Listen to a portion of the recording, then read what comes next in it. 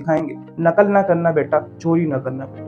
जिस दिन तुमने चोरी कर दी उस दिन मेरे से बात करना बंद कर देना, चैनल अनसब्सक्राइब करके चले जाना, मुझको नहीं चाहिए। मेरा चैनल केवल 2 लोगों का रहे, मेरा चैनल केवल 2 लोगों का रहे, जिसमें मैं और मेरा एक स्टूडेंट हो। वो भी ना रहे तो एक इंसान का चैनल रहे जिसमें केवल मैं होऊंगा। लेकिन मुझको ऐसा कोई बच्चा नहीं चाहिए जो नकल करता हो। अगर आप नकल करते हो तो यहाँ मत आइए, मत देखिए, भागे यहाँ से। मुझको आप नहीं चाहिए, मुझको आप नहीं चाहिए। तो हु आई एम की वीडियो तो कुछ नहीं थी, बस यही था कि हम कौन हैं, हम खामखा हैं। और इस खामखा में अगर आपको कुछ वैल्यू दिखे अपने लिए तो ले लो बेटा, यहाँ से जो अच्छा मिले ले लो। खराब चीज़ों को इग्नोर करो। शायद मेरे पास उतना अच्छा सेटअप नहीं है तो उस चीज़ को इग्नोर करो।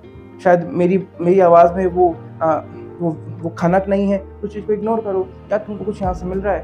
ऐसा तो नहीं कि यहाँ से कुछ भी नहीं मिल रहा है। लेक्चर्स पढ़े हुए हैं, अच्छे अच्छे टॉपिक मैंने आपको पढ़ा रखे हैं, लगातार पढ़ाता चला जा रहा हूँ। तो आप सभी उम्मीद है कि आप करके दिखाएंगे।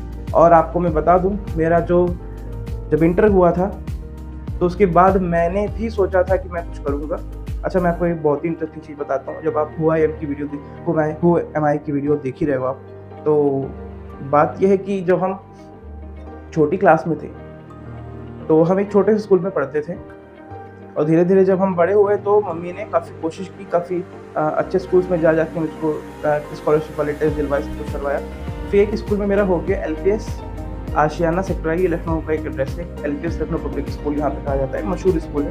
यहाँ पे सारे लखनऊ के लोग उसको जानते हैं। तो वहाँ जब मैं गया तो 9th से मैं गया था। तो 9th में जब बच्चे कहते थे कि शाम को फिटजी चलना है, शाम को फिटजी जाना है, ये है वो है, तो मैं सोचा था फिटजी कोई खेलने वाली जगह है जहाँ पे लोग मिलके रोज शाम को जाते हैं। मुझको नहीं पता था फिटजी क्या होता है। ये डिफरेंस था छोटे स्कूल से बड़े स्कूल में जाने का।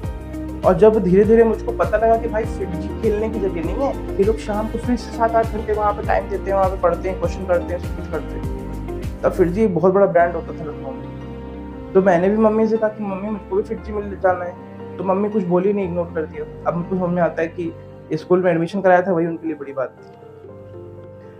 तो जब मैंने सोचा कि अच्छा ऐसा कुछ होता है, तो टीचर से पूछा, अपने साथी बच्चों से पूछा, तो उनके सीनियर से पूछा, तो पता चला कि IIT जैसा कोई एग्ज़ाम होता है, AIEEE, JEE मेंस, ये सब कुछ होते हैं, कुछ एग्ज़ाम होते हैं। इनको देख के आप बड़े बड़े IIT में इंजीनियरिंग की पढ़ाई कर सकते हो जाके। तो सब कुछ मैंने करने सोचा और सोचा कि करेंगे।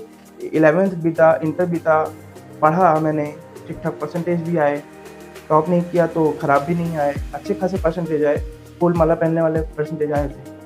और फिर उसके बाद हमने सोचा कि हम तैयारी करेंगे। तो कोचिंग में हम गए और मम्मी के साथ गए, तो स्कॉलरशिप टेस्ट दिया। तो लगभग 1,10,000 रुपये, 1,20,000 रुपये फीस होती थी उस समय फिटजी की। तब भी इतना महंगा होता था, है ना। तो उन्होंने कहा कि हाँ कम कर देंगे, 85,000 तक कर देंगे।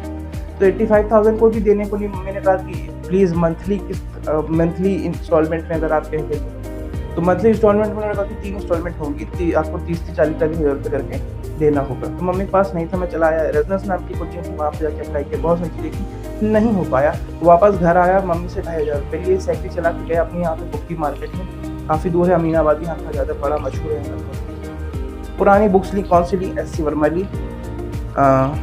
OP टंडन ली, RD शर्मा ली, बहुत सारी अच्छी किताबें ली, PY की बुक ली और लेके वापस चला आया और पढ़ना शुरू कर दिया।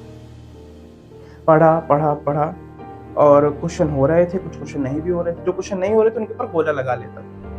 लेकिन जैसे जैसे चैप्टर बीतते चले गए, 2 महीना बीता, 2.5 महीना बीता, मैं रात में पढ़ता था बेटा, मैं पागल हो गया था इसके लिए। सच बात बता रहा हूँ, आप लोग समझ सकते हो, उस एज में हो आप लोग, अगर आपको ये चीज़ लग जाए तो आप क्या करोगे, है ना। तो किया तो ऐसा, तो 2-2.5 महीने बाद हुआ ये कि क्वेश्चन तो हो रहे थे लेकिन जो गोले लग रहे थे ना, कोई बताने वाला नहीं मिल रहा था। कोशिश करी, नहीं हो पाया।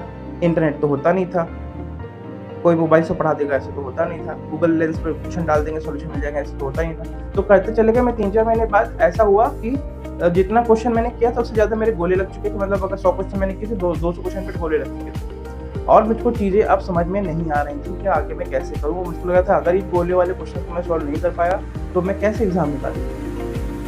तो काफ़ी डिप्रेस रहा उस साल में। 12th की जस्ट बाद मैंने साल छोड़ा था, ड्रॉप किया था। कहीं कोचिंग नहीं कर पाया, घर में बैठ के तैयारी करने की कोशिश करा, बिना किसी माध्यम के, बिना किसी मोबाइल के, केवल किताबों से करने की कोशिश करा। तो छत पे जाता था सवेरे, वहाँ टहलने जाता था सवेरे, मतलब छत पे कि 6 बजे उठ गए सवेरे, छत पे टहल रहे हैं। और मैं आपको सर पे बता रहा हूँ, ये सच में हुआ है मेरे साथ कि टहलते-टहलते मुझको टाइम का पता ही नहीं चला, 10 बज गया है, 11 बज गया है। कई बार तो ऐसा होता था कि मोहल्ले में जो आंटी लोग होती थी वो घूरा करती थी, क्या कर रहे हैं यहाँ पे? ये टहल क्यों रहे हैं यहाँ पे इतनी देर से? मम्मी को नीचे बताती थी और मम्मी कई बार ऐसा हुआ बेटा कि ऊपर मम्मी आई तो मुझको पता ही नहीं था कि मम्मी आ भी गई ऊपर। तो टहलते-टहलते इतनी चीज़ें दिमाग में चल रही हैं, सोच रहा हूँ कि वो 2 से ढाई घंटा मैं टहलता चला जा रहा हूँ, ऐसा होता चला जा रहा है। कभी कई बार मम्मी डाँट देती थी, तो मतलब बैठे-बैठे खो जाता था। शायद आप कहोगे कि सर आप डिप्रेशन में चले गए थे, शायद कुछ ऐसा था। बैठे-बैठे खो जाता था मैं, 2 ढाई घंटा हम उस जगह पे हैं भी हमको पता नहीं चलता। एकदम से कोई वो कहता था, ए जनार्दन, तो बोलता है कहाँ हो? तो ये सब अंदर था, पता नहीं कैसे सब चीज़ें बदली। और 1 साल बीता, नहीं हो पाया। कई सारे मेरे जो दोस्त थे वो फिजी में पढ़े, बिज़नेस में पढ़े, उनके पास पैसे थे। अच्छा, बड़े स्कूल में तो चला गया था, बड़े अच्छे बच्चों के बीच में पढ़ा था, बड़े पैसे वाले बच्चे थे, लेकिन हमारे पास तो नहीं था। तो उनके साथ जो सपना देखना था ना, वो गलती हो गई। उनके साथ सपना देख लिया बहुत बड़ा, जो सपना पूरा करने के लिए पैसा चाहिए था, जो हमारे पास था नहीं। चीज़ें ज़्यादा पता नहीं थी, जो पता था उसको करने की कोशिश की, लेकिन हो नहीं पाया। और साल बीता, एग्ज़ाम हुआ और दोबारा वो अप्रैल मार्च का टाइम आज मुझको याद है कि हर कोई कह रहा था कि आगे क्या करोगे, आगे क्या करोगे। तो समझ में नहीं आती, उनको पढ़ाई बिल्कुल नहीं करना है, लगभग पढ़ाई छोड़ने पे। मम्मी से कहता कि मम्मी क्या करूँ, कुछ और करवा दो, मम्मी पढ़ाई नहीं करनी, मम्मी बिल्कुल पढ़ाई नहीं करनी।